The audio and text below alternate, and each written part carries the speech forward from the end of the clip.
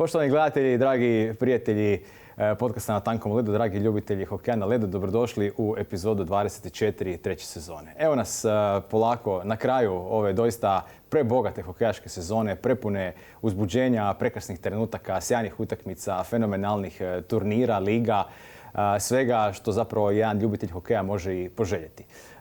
Jedan klub kojeg smo posebno hvalili ove sezone i njihove igrače, može doista biti zadovoljan sa sezonom iza sebe. Povijesna sezona za KHL Sisak, fantastičan uspjeh u Alpskoj ligi, prepuna dvorana na Zibelu, puno sjajnih utakmica, sjajnih golova.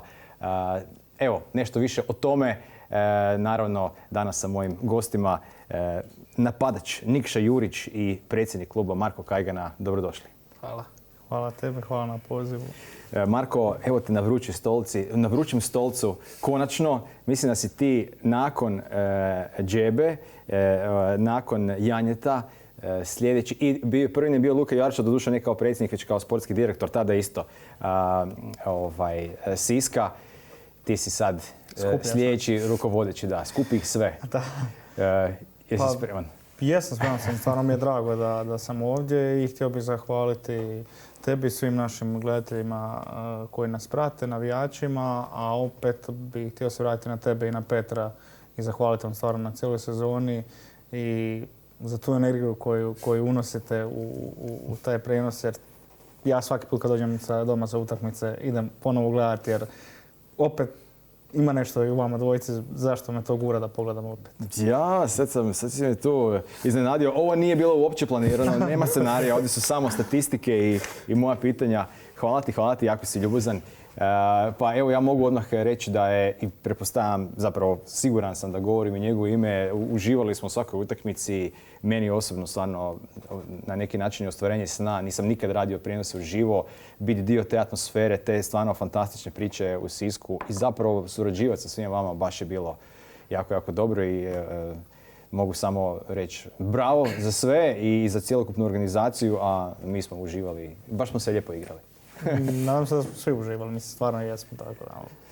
Je povijesno, kao to napominjem, ali stvarno je povijesno i nešto što ja ću osobno, vjerujem i svi dečki i svi u klubu pamtiti cijeli život. Ja sam uvjeren u to. Nikša, evo, ti si jedan od najmlađih u ekipi, ali opet jedan od tih mlađih koji je doista potegnuo ove sezone. Sjajni golovi, neki ključni golovi, neke situacije koje nisu nužno bile golovi, a jako su razgalile publiku na Zibelu.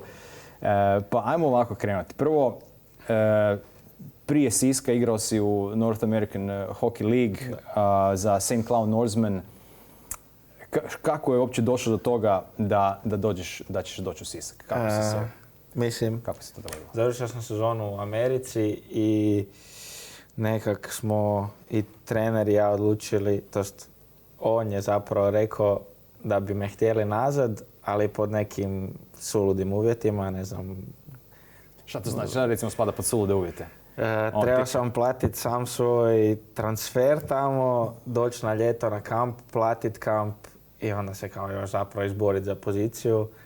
A ja sam mislio ti moraš zabiti onak 17 Michigana. Ne to, nego da, i onda smo nekak nakon tog sastanka s njim sam rekao i agentu i obitelji, on kao, pa ne znam, nekak mi je ovo malo kao glupo mi se po ovim uvjetima vraćati, ko da me ne žele da se vratim.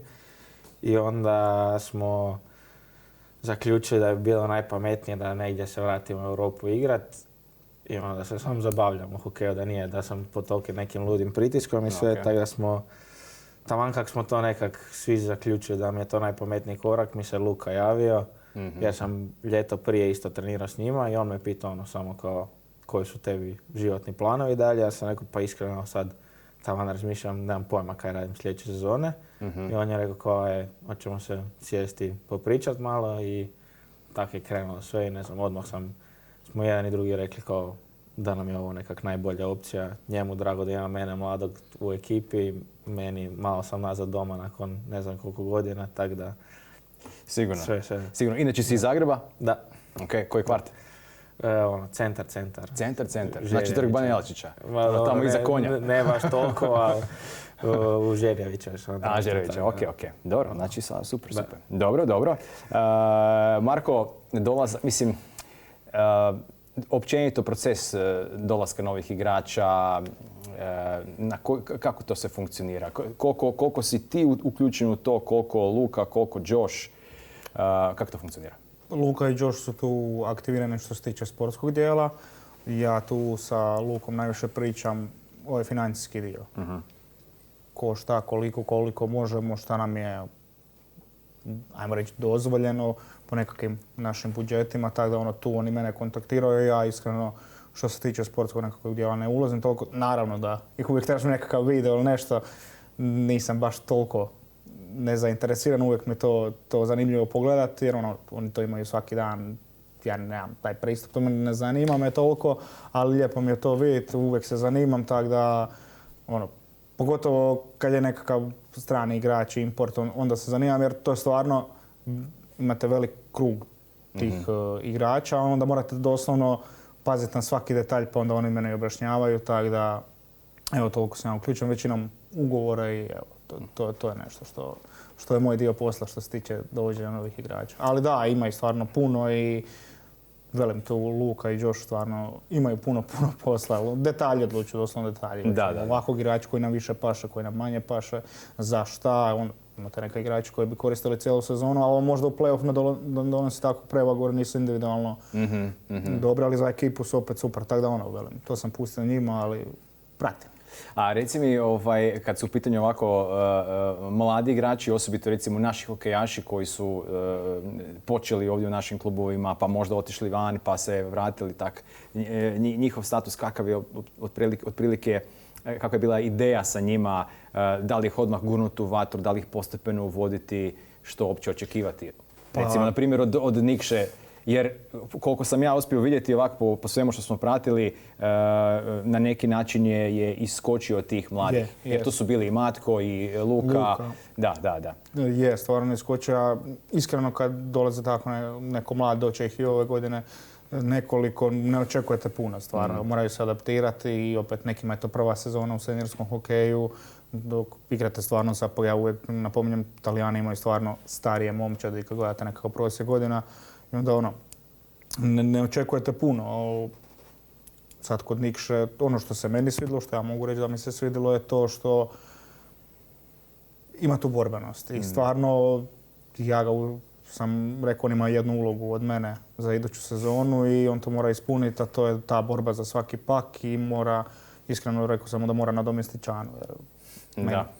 To je taj tip igrača i ja ga tu vidim i ta njegova borbenost što smo vidjeli, pogotovo u play-offu, se kod njega ističe. Svaki ček završava, kliže nenormalno, tako da, velim, to je ono što je njega istaknulo ove sezone, ali naravno da će svako ko je mlad dobiti priliku i moraju se pokazati. Mi smo stvarno zadovoljni sa svima i to moramo opet staviti naglasak na to da i mi i Josh stvarno im dajemo vremena. Nema nikakvog pritiska, jer ako im date pritisak, onda to će većinom iz greške u grešku, onda to ne valja. Bolje da se opuste, naviknu se sezonu, dve, jer ja vjerujem da je njihova karijera tek u dolasku. Da. Jer sa 20-21 godinom nešto očekivati previše. Sigurno. Ja isto gledam ovako prateći razvoj igrača recimo u NHL-u, koliko se dugo zapravo čeka od trenutka kada je već neko izabran na draftu, pa ako već ide na sveučilište ili igra za filijale ili igra u AHL-u, to su baš, radi se o godinama prije nego što uopće neko dobije priliku zaigrati na toj razini, ali mislim da se tu radi jednostavno i o tom sazrijevanju i fizičkom i psihičkom igračkom sazrijevanju gdje onda se može od igrača sa 21, 2, 3 očekivati da nešto recimo napravi, a opet postepeno ga uvoditi, ne ovo što si ti rekao, odmah nametnuti neki pritisak i da neko izgori u toj želji da se dokaže. Nekad je to stvarno psihički više. Da, jer oni su fizički stvarno, može uvijek bolje, ali velim, oni su spremni stvarno i mislim da to stvarno nekada, to odrastanje, taj psihičko sazrevanje dolazi do isticaja i opet, evo, dva primjera iz obitelji. Imate Brunu koji je bio u Švedskoj, ništa. Došao je tu, eksplodirao. Onda imate Matka kojeg sad, ja sam stvarno rekao, ljudi su malo i bezobrazni. Očekuju ne znam šta, to je dijete 16 godina. To je stvarno nerealno tražiti od njega. Kad uzmete da je Bruno 2-3 godine bio stariji u toj istoj ligi, tek je onda krenuo, tako da velim, ima vremena, za sve ima vremena, pogotovo za njih, tako da... Sigurno. Nikša, u kojem trenutku, kad sezona je već počela, prošle su pripreme, kreću sad utakmice, u kojem trenutku si ti shvatio ovdje se nešto posebno događa, tu bi nešto moglo biti? Jel se možeš uopće sjetiti nekog trenutka ili jednostavno... Pa nekako ne znam s koliko utakmica smo na početku sezone krenuli da smo za redom pobjedili. Nekak sam nakon toga odmah sam shvatio kao možda ovo na kao može i biti na kraju sezone, ali... Nije ti niko rekao, tak je bilo i prošle sezone, pa onda sve krenulo nizbrdo. Ma ne, mislim, znao sam ja i kako sam i trenirao s njima i sve i naravno sam pratio cijelu sezonu. Sam nekak vidio, ali i kako sam upoznao sve dečke sezonu prije, sam vidio da je skroz drugčije u kabini. Neka je bilo tu prvu sezonu u AHL-u, tako da sam i Josh je nekak puno samopouzdaniji bio od nas i sve, tako da smo odmah nekak na početku smo zaključili kao mi smo dosta ozbiljna ekipa ove sezone, tako da ciljevi su bili odmah spremni. Tako, odlično. Reci mi ovako po dolasku, s kim si se odmah kliknuo od igrača? Mislim, od domaćih znam ih sve cijeli život, svi smo odrasli zajedno, tako da to, ali mislim, od stranaca mogu reći da sam se nekak najviše kliknuo s Kimom. Smo se upoznali sezonu prije u Americi. Točno. I imali smo tu, on je igrao isto u St. Cloudu sezonu prije, pa smo imali te neke, u St. Cloudu su svi kao njega znali, pa smo se tako, znali smo se praktički, sjedio pored mene i Karla u kabini, tako da smo si uvijek nas trojica nešto malo komentirali to, tako da. On je stvarno poseban dečko i evo, kad već neizbježno da to isto spomenemo, Kim i Čana, nažalost, više nisu članovi Siska, otišli su dalje svojim hokejaškim životnim putem. Nedostajat će nam svima. Mislim, evo recimo i Nikša i Čana, vi ste bili to srce te treće navale, stvarno kad god je trebalo, ako možda nije išlo golgeterski, iako ste i tu doprinosili, ali ta, što Marko kaže, srčanost, borbenost, zapalili biste publiku na neki drugi način, zapalili biste, pretpostavljam, i suigrača kod sebe, jer jako je bitno da se ta energija vrati ako kojim slučajem stvari ne idu kako treba na ledu. Kim, kako je sezona odmicala, stvarno sve slobodniji, sve razigraniji, sve brži, sve atraktivniji, zanimljiviji u potezima, ingeniozna dodavanja, golovi, mislim stvarno i tebe stavljam definitivno tu priču. Ja mislim da ste baš osvojili i kao momčad, ali ja pojedinačno mislim da ste baš zaradili simpatije velikog dijela publike, baš zbog tog svog pristupa igri.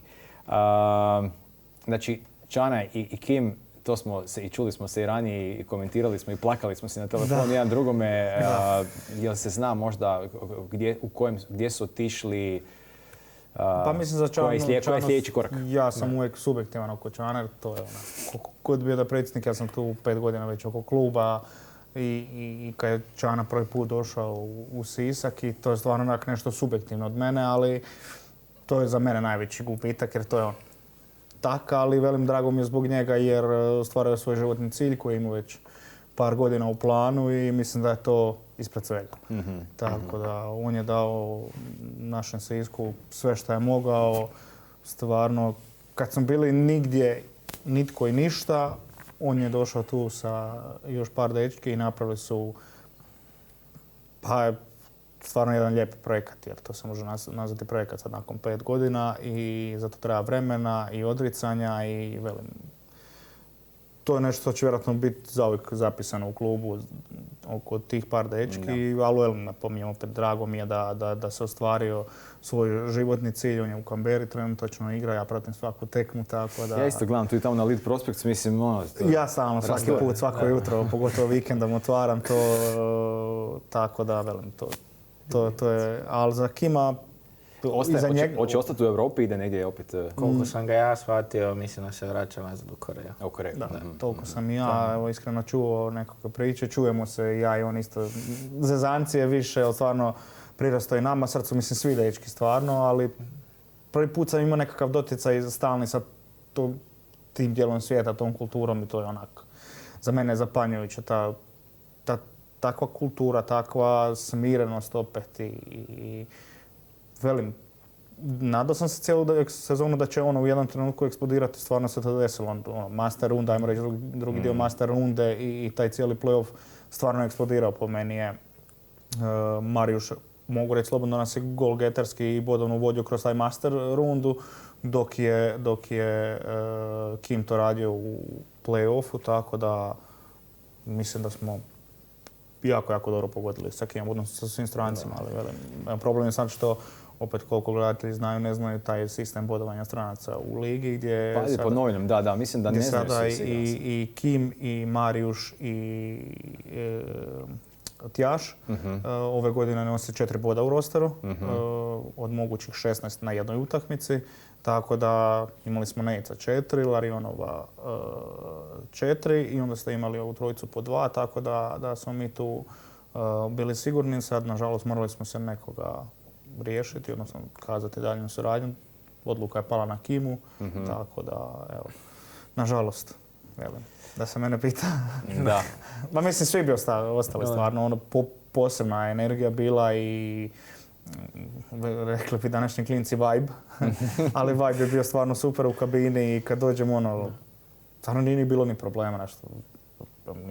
Možda jedan sastanak nekakav imali onako zbiljno, to je onak 3-4 minute, ja s njima porazgovaram, jer rekao sam im 100 puta, rađe sam zadnji u ligi sa normalnim dečkima, nego prvi u ligi sa nekakvim budalama što razbijaju, ne znam šta rade, piju, ne da Bog nešto gore, tako da velim, meni je prvo ta nekakva kultura i ponašanje u kabini, a onda izvan kabine bitnije puno nego sami rezultat. Kak je Dumčius, kak se oporavlja? Super je, imao je prije mjesec dana, tako nešto. Slagat ću u par dana, ali evo mjesec dana, ponedjeljak je bio, sjećam se, odvezao sam ga na operaciju, sve super prošlo, kasnije dan sam ga pokupio, imali smo za 10 dana pregled i skidanje šavova, stvarno doktor je prezadovoljan kako je prošla operacija, nije bilo toliko ni oteklina, nema nekakve krvi sa strane, tako da sve super prošlo. On je otišao dan poslije doma, tamo ima fizija i cijeli oporavak u reprezentaciji, tako da idealni slučaj bi bio 11. mjesec da je već, ali to po meni je skoro i nemoguće, tako da ga čekamo u 12. mjesecu na tekama, ali ako ne, evo, iza nove godine je tu. A Larionovs ostaje? Pa iskreno još pregovaramo, sad ne bi u tome u javnosti, tako da... Dobro. Pregovaramo još, imamo stvarno 100 opcija imamo, tako da evo, gledamo, tražimo i evo. Ok. Dobro. Ali možda... Marijuš ostaje, tako da evo. Dobro. Ok. Neću dalje onda ispitati ko ostaje, da ne bi opet... Pratite naše društvene mreže. Da, može. Tako da, evo, aktivni smo i prek ljeta u off-season, tako da bit će svega. Kad smo već kod off-sezone, što zapravo za tebe, Nikša, znači off-sezona? Jel to, ne znam, postoji neko razdoblje gdje ipak ne razmišljaš uopće o hokeju, gdje se u potpunosti odmaraš, ili je to onako kraće vrijeme nego samo fokus na sljedeći trening, sljedeća sezona, priprema, dovesti tijelo, dovesti u formu, igračku, kondicijsku? Mindset je samo drugčiji po ljeti. Mislim da je uvijek fokus kao čim su treninzi završili, smo imali 3 tjedna slobodno prije kad smo krenuli opet u teretanu. Ta 3 tjedna sam i dalje svaki dan bio na ledu praktički, tako da samo nekak sam opušteniji, nije da se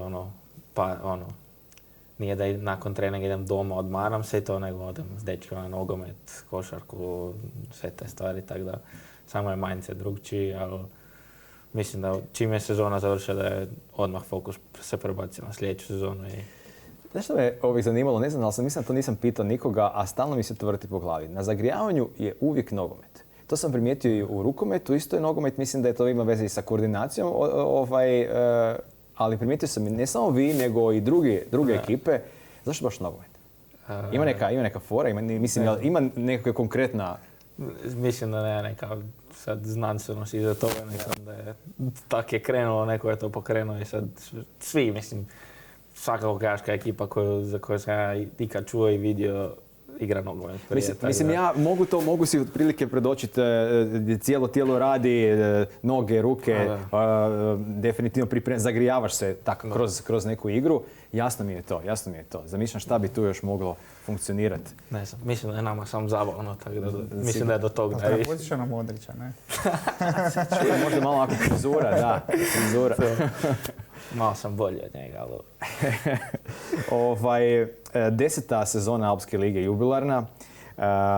Opet na neki način sve se to uklapa u tu vašu povijesnu sezonu da ste baš u toj sezoni ostvarili taj uspjeh. 3. mjesto u redovnom dijelu sezone. Poboljšali ste svoj učinak i bodovno i po broju pobjeda. Bili ste 4. najučinkovitija ekipa lige, isti broj golova kao i Celam Z koji su branili naslov prvaka. Bili ste 1. sa najmanjim brojem golova sa Red Bull juniorsima, 92 gola ste primili. Vidjelo se od početka da je Rosandić u izvršnoj formi i cijelu sezonu dok se nije ozlijedio je držao top 3 mjesto najboljih vratara u ligi i svaka čast vidite Nikoliću koji je preuzeo ogroman teret u jednom krucijalnom, vrlo teškom trenutku sezone da se pokazao da ste i tu pogodili što se tiče pojačanja na golu. Master runda, ajde to, ja ne znam, mi smo stalno razgovarali šta ta master runda zapravo uopće znači. Mene to sad zanima ovako, kako ste vi to gledali kao igrači i kako ste vi to gledali iz uprave, da tako kažem, jer praktički je to bilo samo pripremanje za ono što slijedi, za play-off, tako je, i shvaćam svrhu da se opet odrede pozicije, ali zašto te pozicije, kakve onda veze imaju pozicije u redovnom dijelu sezone? Da li ta redovna dijela sezone, da li to više ništa ne znači? Pa me to malo mučilo i znam da smo o tome puno razgovarali. Četvrtfinale Cortina 4-1 i polufinale, stvarno spektakl to protiv Merana. Teško i ovako sad kad gledate to sa odmakom, 2 mjeseca su prošla. Jesu se dojmovi slegli, je li još uvijek onako si zamišljate joj, da je onaj šut ušao, da ono nije bila stativa, da je ovo, da je ono. Kak je tebi recimo sad Nikša u tom? Je ostalo malo gorko u ustima, mislim, bilo je neke... Popisi malo vode. Bilo je par sceni tamo sa Mariusom ozljedom, kad su nam pauzirali tekmu. Da. Pa u Meranu tamo je pak prešao liniju, ali su oni rekli da nije. I tak neke scene. To su sve neki mali detalji koji su zapravo imali dosta veliku ulogu u seriji, tako da nije nam sve jedno bilo. Mislim da je sad da nam je prošlo, da smo se svi smirili, da smo svi shvatili zapravo kaj smo mi napravili u cijeloj toj sezoni i koliko je to zapravo velika stvar bila to kaj smo mi odigrali. I ovo za master rundu, ne znam. Naravno nije nam bilo drago da smo toliko gubili, ali i Josh i mi smo svi bili nekak dosta opušteni. Toga naše mjesto je bilo osigurano. Sad protiv kog smo igrali u play-offu nam nije bilo prebitno, tako da nije bilo nikakvog stresa ni s Joshove strane ni s naše. Da. A sad opet kad se vratimo na tu utakmicu u Meranu i taj pak, je li prešao crtu? Je, definitivno. Dobili smo, odmah čim je završila utakmica, od gospodina smo odmah dobili video, tako da... Ja sam bio s njima, tako da mislim... I tamo je neka scena s doktorima bila. Ma joj, to je, da. To je užasno, neću uopće komentirati. To je za nas i to su nekakve stvari gdje sve normalno Austrijancima, Italijanima gledaju kroz prste. Kad je doktorica Pečeriću, ajmo reći, mobilizirala to rame, sve, ja sam gledao, ako ti imaš diplomu i čega. Mislim, stvarno, čovjek uvak stoji ruka, a trebala bi biti u nekakvom ovakvom položaju, dolaze hitna i govore krivo ste to napravili, onda je Liga kasnije brani. Mislim, to su sve nekakve te stvari, to je žalosno, ali opet to je tak. Smatraš da ima, znači, favoriziranja? Ili misliš da... Ima progledavanje kroz prste. Nema favoriziranja, jer onda bi po meni CLMZ bio u finalu protiv ne bi bilo Gardene, ali koliko god Gardena se branilo, može se tu uvijek, to je hokej, ja velim, koji u svakom sportu navuče se to, ali nema favoriziranja, ali gledanja kroz prste ima. U nekakvim sitnicama ima i to, a mislim to je normalno. Nisi malo presubjektivan? Ne. ne, mislim da ne. Mislim, vidio sam te tamo uz led kad utakmice završavaju. Ti isto tako strastveno, mislim, ti nisi sad samo predsjednik kluba, nego ti si tamo i na tribinama i među navijačima. Ja to ne mogu pratiti drugčije. Ok, jasno mi je. I onda možda, ne znam kako bih to rekao. Kad se Marijuš ozlijedio, ja sam poludio. Jer znam protokol lige, znam sve što se dešava. Bio sam u Kitzbühelu prve sezone kad imali smo 2 šivanja. Niko Čavlović je mokrio krv u slačionici. Ja sam s Vukadinom otišao zbog potresa mozga u bolnicu. Nije bilo hitne. Onda me taj isti supervizor, znači ja sam vidio to svojim očima, da ja to nisam vidio svojim očima, ja ne bi ništa komentirao. Onda me on zapravo tvrdi da mora biti hitna i da je kod svih hitna. Onda dođete opet u Merano gdje Pečarić čeka hitnu, pa Kim čeka hitnu. Tako da gleda se kroz prste, nije to ništa strašno, ali evo, da se vratimo na temu. Što se tiče Master Runde, stvarno, pa nije da smo imali neka očekivanja. Nama u upravi je bio nekakav cilj, samo to 4. mjesto, da imamo prednost domaćinstva, stvarno je lakše. A kod Merana mislim da je presudni trenutak bio Marijuševa ozljeda. Ne samo ko Marijuševa ozljeda, nego ta stanka od 10 do 15 minuta koja je slomila sve. Jer mislim da smo tamo ostali na 2-0, dobili u seriji 1-0. Mislim da bi prošli. Evo, to je moje. Nije čak ni taj gol za 4-4 u Meranu na 6. utakmici. Po meni iskreno nismo ga zaslužili tada. Igrali smo loše, on nas je čupo 2 puta sa 2 gola, iz bulija bilo doslovno. Da. Šut, super, ušla je. Tako da, nismo zaslužili tu pobjedu. Mislim, puno pobjeda nisi zaslužio, ali evo, da je sportske pravednosti sreće bilo bi 4-4, igralo bi se na produžetke.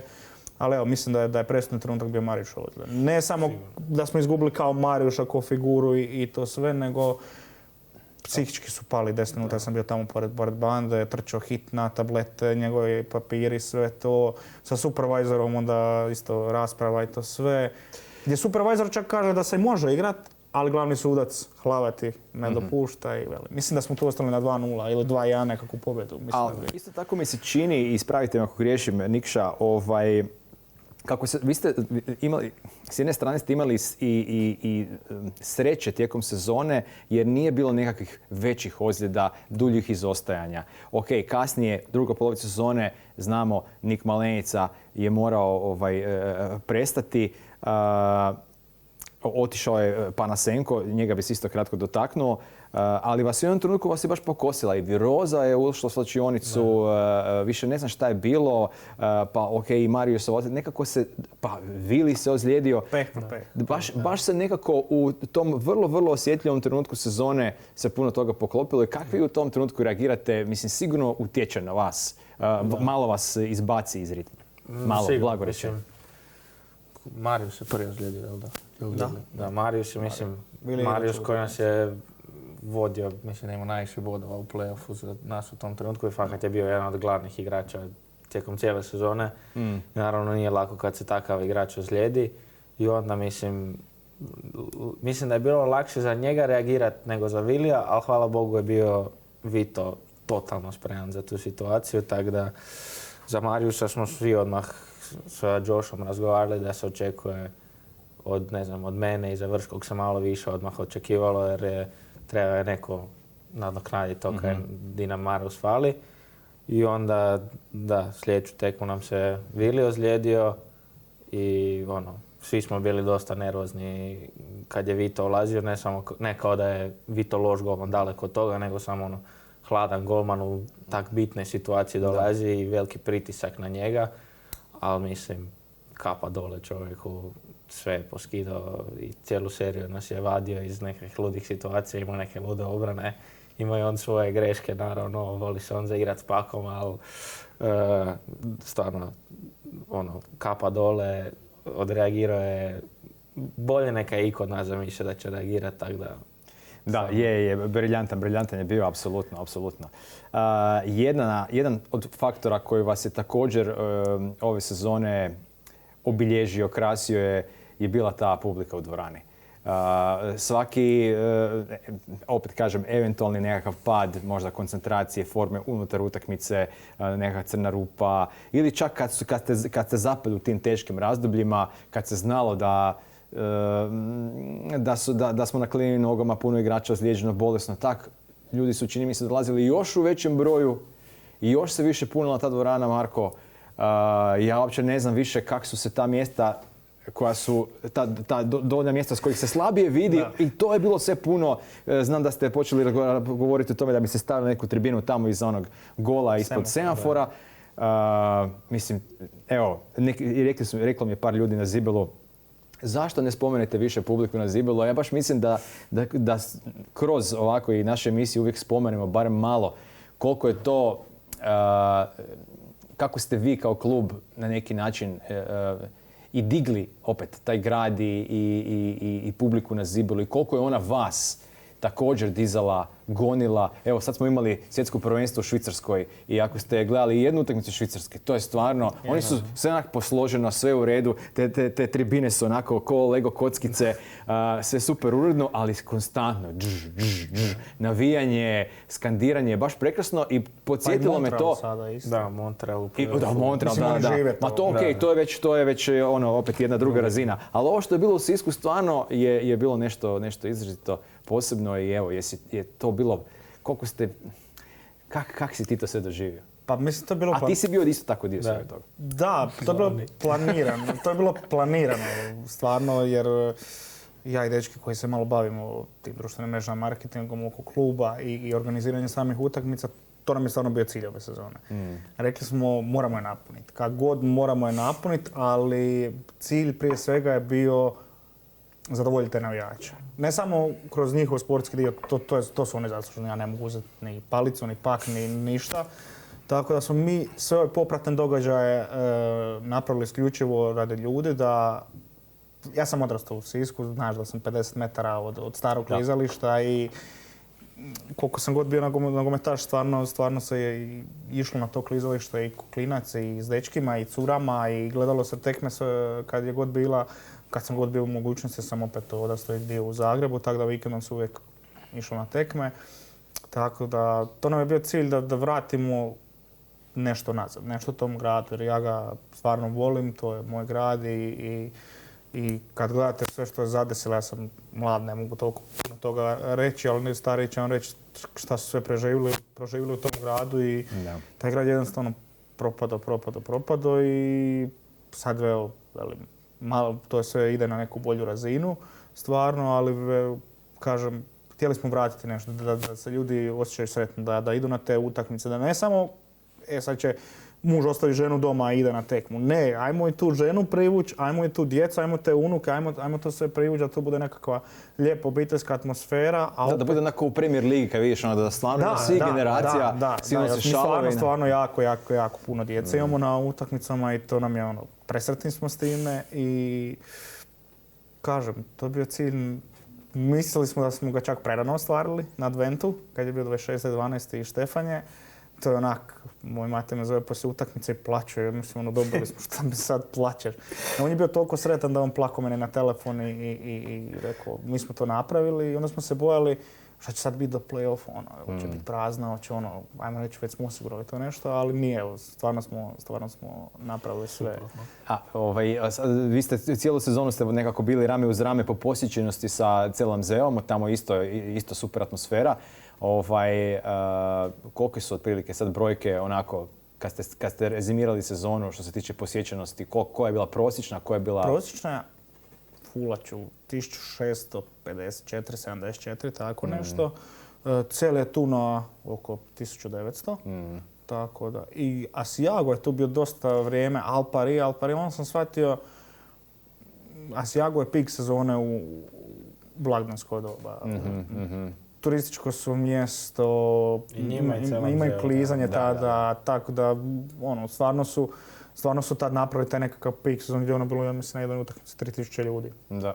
Tako, i oni su igrali jednu, vi ste 28.12. bili tamo. Da, mi smo, tad je bilo... Da, i otac je bio tamo, rekao mi da je puna dvorana i da je top atmosfera i sve tako da velim, opet ne vjerujem da je Gardena tu četvrta ili treća, ali zbog tog finala se digla gore, tako da... Da. Žao mi je Senica, iskreno. To je nekakav klub koji stvarno ima tradicija. Prvi put kad sam ušao prije 4-5 godina u dvoranu, ostavi respekt na tebi nekakav da... Sigurno, da, onako, Da. definitivno. Nikša, jedna od glavnih karakteristika vaše momčadi je bila upravo to, momčadska igra i jest, istaknuli smo koliko je bio Dumčiust važan, istaknuli smo i Kima, i Larionov, svi su oni i bodovno, a naravno ono što smo mi voljeli isticati i u prijenosima, ali i ovako u podcastima i u razgovoru, koliko su igrači domaći, hrvatski igrači, koliko su oni napredovali, osobito i oni koji su bili prošle sezone u ligi, a evo recimo i vi mladi koji ste dobijali sve veću minutažu. Što bi ti istaknuo kao nekakvu vašu najveću karakteristiku, vašu najveću snagu uz taj momčadski duh koji vas se krasi?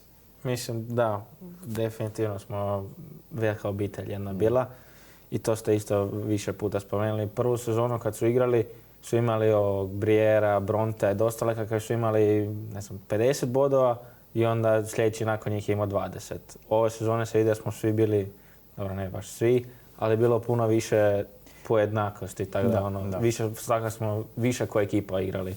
I od prve linije si mogu dobiti gol, i od druge, i od treće, i od četvrte si mogu dobiti gol bilo koju tekmu, ali mislim da je publika tu dosta domaća isto bila bitna, kako smo sad rekli.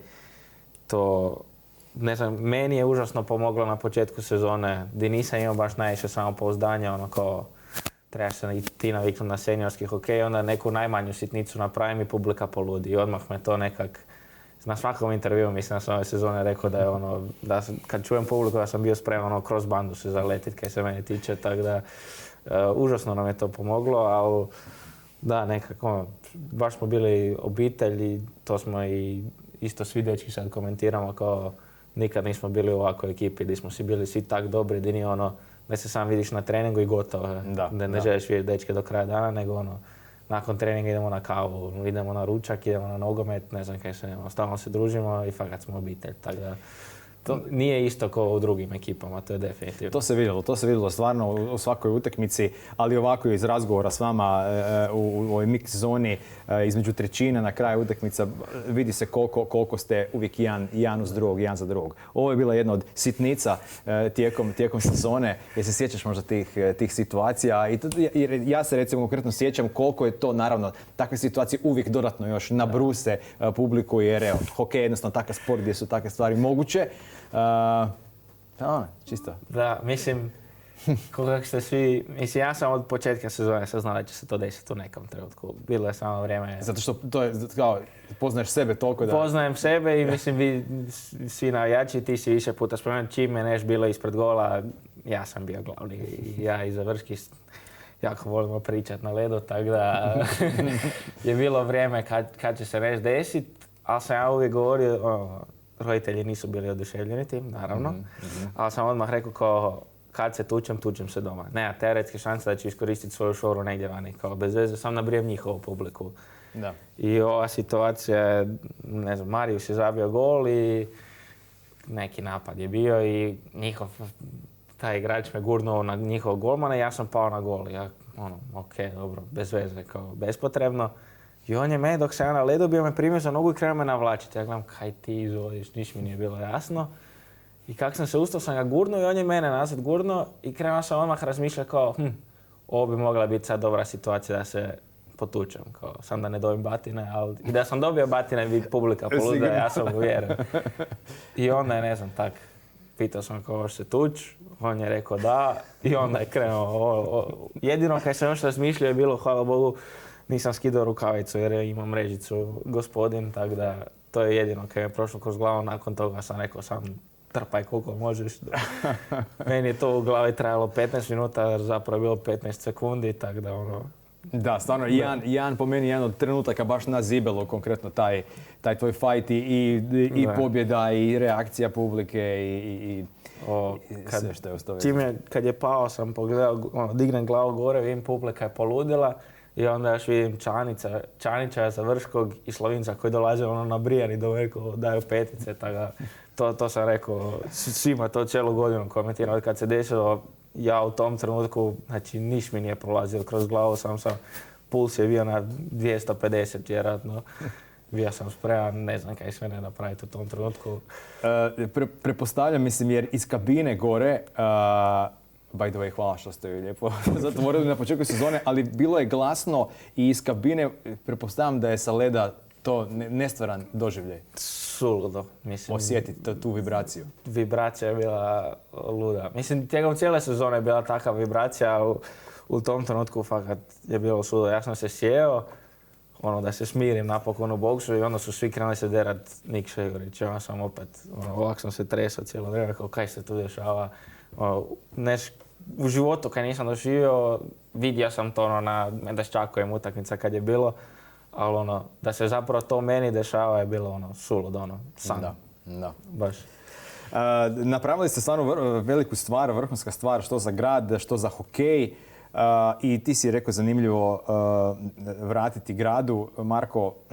Ali naravno, po meni vi nekako sad imate i određenu odgovornost kao klub, kao igrači. Jer evo, imamo tu te mlade dečke, mlade generacije koje tek dolaze, koji gledaju te utakmice, rekao si sam, jako puno klinjeca je na utakmicama i u klub dolazi također trenirati sve više djece, što dečki, što cura. Vi ste im svi idoli, junaci, slikaju se s vama, autogrami. Kako, Marko, po tebi, znači koji su sljedeći koraci? Kako nastaviti tu priču, dalje graditi na tome, a možda ne ponoviti neke pogreške iz prošlosti koje su isto tako, imali smo prekrasnu priču sa Medveščakom, imali smo isto tako jedan danas ispada kao neki trend gdje su svi išli na hokej, na dom sportova, pratili Medveščak u Ebelu i onda jedanput se sve raspršilo i sve nekako nestalo.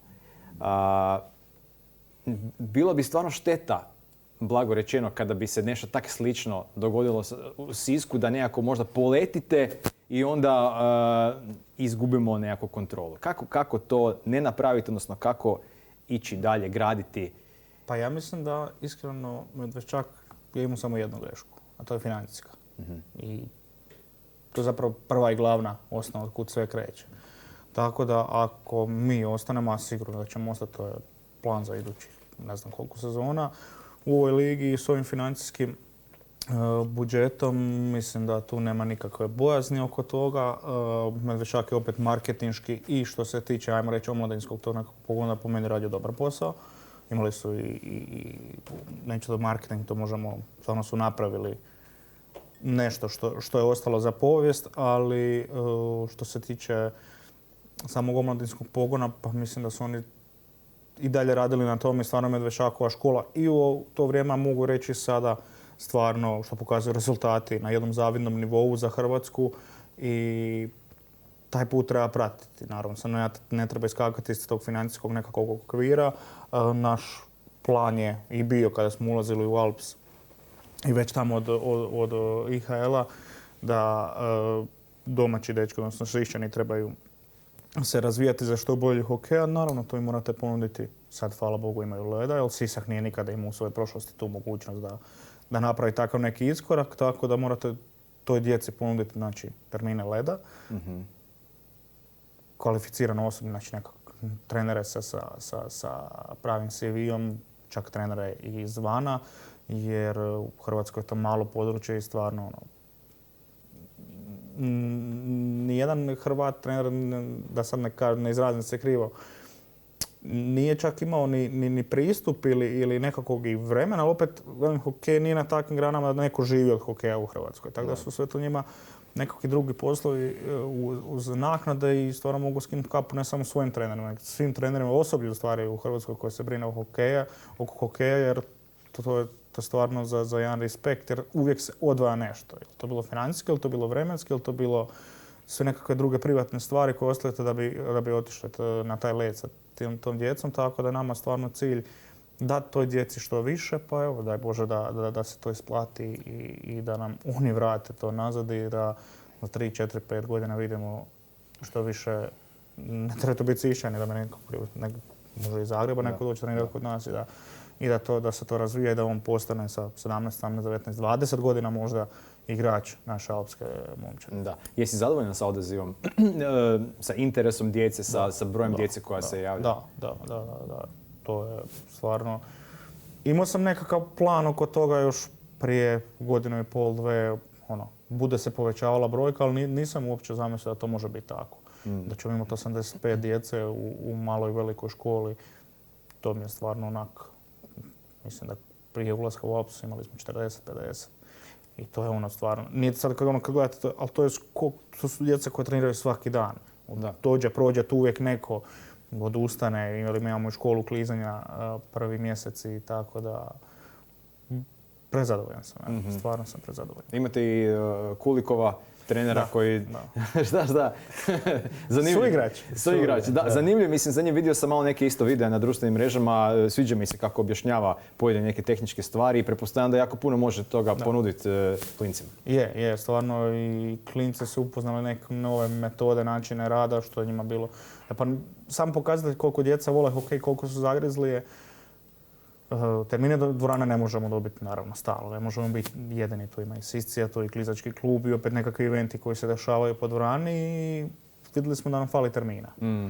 I on je za ove koji su zagriženi organizirao u pola 7:15 do 7 ujutro trening. I to vam bilo 2, 3, 4, pa se onda oni slikaju, meni šalju slike, meni vuku i na kraju sezone, ajmo reći od kraja drugog, početak 3. mjeseca do kraja sezone ih je znalo biti po 15-20. Sad zamislite, opet hvala i roditeljima. Mora se neko odići ujutro prije škole ih odvesti ili prije svog posla ih odvesti na trening, tako da nismo to očekivali, stvarno nismo očekivali. I opet drago nam je da su i djeca prepoznala rad njegovi i da su upoznali nekakve druge stvari. Taj trening sami kroz nekakav drugi kut gledanja. Nikša, ti si 2005. godište, ali tako? Da. Odrastao si isto u vrijeme kad je Medveščak imao, kad je možda bio na vrhuncu. Pretpostavljam da je i to bio određen motiv i za tebe. Ne znam jel te to i dodatno privuklo hokeju? To je jedini faktor koji me privuklo hokeju zapravo. Bio tata me vodio na tekmu i zapravo kad me privuklo je bilo kad su izlazili, je bila ona vatra. Kad su izlazili, ja tati rekao ja to hoću, i on me upisao hokej, tako da. I doživio si? Doživio sam, jesam. Sad imam svoju vatricu. Da. Mi imamo dim, ali... Dobro, ali svejedno, da. Ti još uvijek si mlad, 20 godina, sad će uskoro biti 21. Koja bi bila tvoja poruka, na primjer, tim klincima i klincezama? Evo vidimo, recimo, Sisak ima i svoju žensku ekipu, velik broj tih cura igra za reprezentaciju, igrali su i za mladu reprezentaciju, to je do 18 godina, pa za seniorke i stvarno se munjevitom brzinom se razvijaju, upijaju ko spuže cure. Evo imamo i u svim kategorijama, i juniori, mlađi juniori, kadeti, mlađi kadeti. Koja bi bila tvoja poruka? S obzirom da si, evo, igraš za seniore, još uvijek si mlad, bio si u Red Bullovoj akademiji, nekoliko sezona bio si u Americi. Mislim da si u mladosti počeo, ako sam dobro vidio, ili sam u krivu? Počeo sam u Medveščaku, prešao mladost, pa Olimpija, pa Salzburg, pa Amerika, pa Sisak. Dakle, sad da imaš nekog ko te posjeća na tebe, kad krene treniraš, šta bi mu rekao? Na šta treba paziti? Kako se treba ponašati? A mislim da sad ovo, kad su tim baš mladim godina, ne treba se na nikakve detalje sad paziti, nek samo odu na trening i nek uživaju. To je realno najbitnije. Da, jasno. I to je bila meni isto velika stvar ove sezone. Nekak sam puno previše hokejaša si stvara taj neki suludi pritisak. Sad trebam ovu tekmu, trebam zabiti 3 gola, trebam biti najbolji igrač. Trebaš samo tići uživati. Znači, čim uživaš, igraš realno najbolje. Jer si totalno opušten, ne stvaraš si nikakav pritisak, ne sad sam izgubio pak, sad će se trener naljutiti na mene, ne znam kaj se, nego sam treba otići van i zabavljati se i uživati. To je na kraju dana najbitnije zapravo. Jako, slušajte Nikšu, djeco, Nikša mudro zbori. Da. Marko, s kim si ti od ovih mlađih kategorija, juniori, mlađi juniori, kadeti, mlađi kadeti, najzadovoljniji, ako se to uopće može tak reći? Vidio sam da si bio i sa malim Tomom Kralom, si bio isto tako na televiziji. Kad su bili Gašo, Ivan i Luce u emisiji, pa smo spominjali Matka, pa smo spomenuli Matka isto kad je bio Luka isto ranije.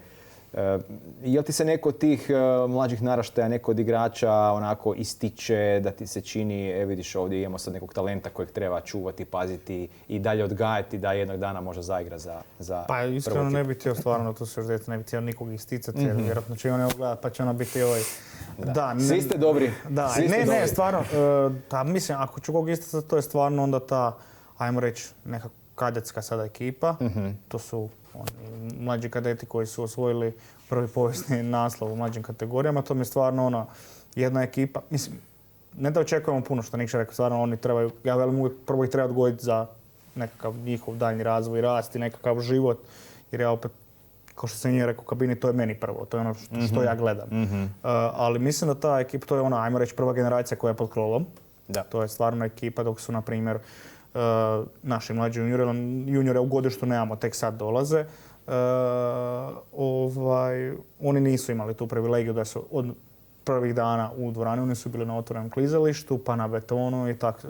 Tako da velim, od te ekipe kadeta se očekuje, sad su oni ove godine u 15, očekuje se dosta i mislim da tu ima stvarno talenta.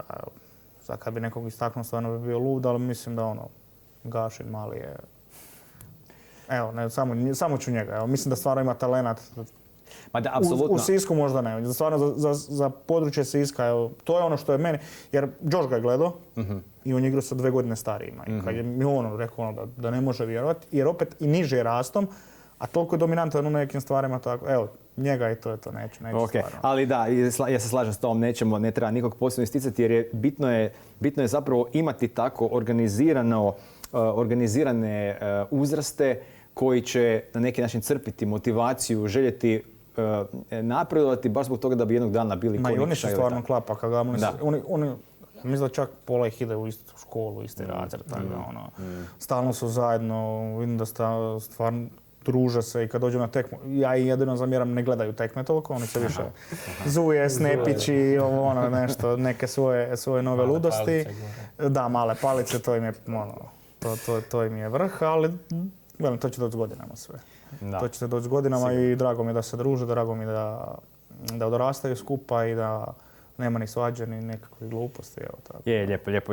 Zdrava priča i samo tako treba dalje nastaviti. Bližimo se kraju, završio bi sa prvenstvom Hrvatske, opet ste prvaci, čestitke na tome.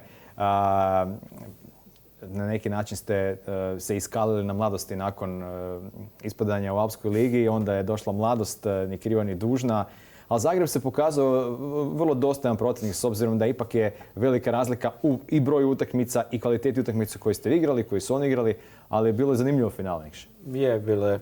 Mislim da bilo tu puno teže nego smo mi htjeli svi. Mislim da je to i malo do nas bilo, malo da su oni stvarno dobro odigrali protiv nas. Dobro su imali gameplay, najmo reći, protiv nas, ali mislim da je tu ključno bilo da smo ih malo previše mi podcijenili. Svi nekak smo, mi mlađi pogotovo, smo ušli puno prelagano u te tekme. Očekivali, ovo će sad ko mladost biti 10-0, ne znam kaj se ne. Mi smo Alps ekipa i te gluposti, ali svaka čast njima. Morali smo se dosta potruditi svi da to završimo, tako da. Dobro. Ali opet još jedan uspjeh, ali mislim da nekako lijepo je vidjeti i pričali smo i sa dečkima iz Zagreba i mladosti, evo imat ćemo još i goste iz Medveščaka. Nekako svi su pratili vas, svi su svjesni koliko je to važno za hrvatski hokej, upravo Alpska liga koju vi igrate i možemo samo poželjeti da ćete i vi što dulje tu biti, da ćete nastaviti izgrađivati i doprinositi zapravo razvoju hrvatskog hokeja, razvoju hrvatskih igrača i naravno tih generacija koja dolaze.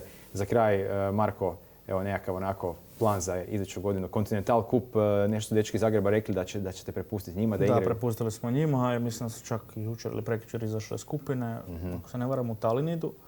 Tako da sretno im. Nama je to previše, stvarno da smo otišli prošle sezone, mislim da bi, što se kaže, izgorili ko šibice u svakom smislu. 84 utakmice, a prvo bih se htio naravno i zahvaliti svim zagrebačkim klubovima, svom osoblju i svim igračima koji su bili dio naše ekipe ove sezone. Za iduću sezonu kratko ću reći da rekao sam svima stvarno. Mislim da ako se ta energija prenese, ako Josh uspije tu energiju prenesti na ekipu iduće sezone koja će biti 80 do 90% ista, mislim da idemo po ono što nismo završili ove sezone i ja bi iskreno nek nam dođe u prvom kolu play-offom tajme rano. Opa.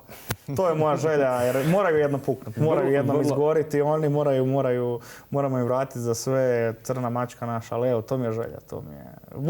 Volim pritisak, volim taj fight, jer stvarno neke ekipe bi se povukle, neke ekipe bi, vidim i ove luđake i Siska, idemo mi to probati na mirnije. Oni su stvarno muški to vratili ko klub i ko ekipa, stvarno velim, zanimljivo je nešto. Da. Talijani. Da, ja isto nekako dijelim to uzbuđenje i zapravo da čekam da počne nova sezona i želim vam svu sreću i u prvenstvu Hrvatske, ali naravno u Alpskoj ligi da dalje nastavite promicati hrvatski hokej. Dečki, hvala što ste bili gosti u ovom podcastu na kraju ove super uzbudljive sezone. Hvala tebi. Vidimo se uskoro, čuvajte se sretno. Možemo. Hvala. Evo nas, poštovani gledatelji, bili su to Nikša Jurić i Marko Kajgana, KHL Sisak nakon povijesne sezone, spremni za nove izazove u idućoj sezoni. Mi smo isto tako pred kraj ove treće sezone našeg podcasta na tankom ledu. Još jednom ću vam reći hvala što nas gledate. Gledajte nas i dalje, lajkate, subscribe-ajte se, da dođemo možda do nekakvih 1000 pretplatnika, kako bi to bilo super. No, nema veze. Budite mi dobro, gledajte hokej, a uskoro je svjetsko prvenstvo nogometu, to će isto biti jako zanimljivo. Vidimo se.